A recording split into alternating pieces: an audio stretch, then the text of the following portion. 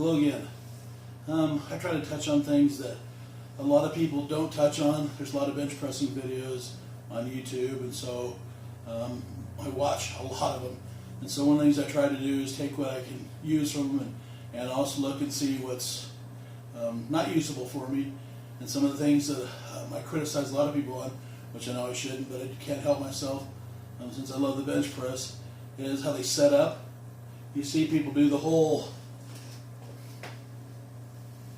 deal where they arch way out and they get way up and do all this different thing with their back, and then they sit down and then they go like this and they flatten themselves out, which is really counterproductive.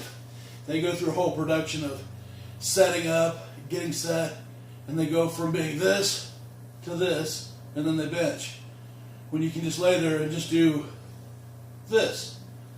So that's one thing to keep in mind when you're benching, is even though you think you've set up for it, right before you lift off, or right before you bench, think about what you're doing and make sure that you're not like this, but you're like this. So that way your shoulder blades are together, nice and tight, squeezing the bar, down, up. One of the other things I don't think it's touched on is it's really interesting, because this came up the other day at the gym, where when people first start lifting heavy, their central nervous system's not used to it, and they say their bones feel like they're splintering, or they feel like their bones are breaking, which I used to get quite a bit when I first started into heavier weights. And it's not that your bones are splintering or breaking at all, it's just your central nervous system going, hey, whoa, this is a lot more than we're used to, and we're trying to adapt to it.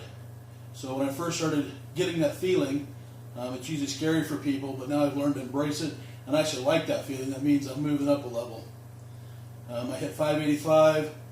4 weeks ago was a touch and go though, and I've been doing 585 for triples with my slingshot, so I'm thinking I'm getting close to where I should be able to do 585 at a meet.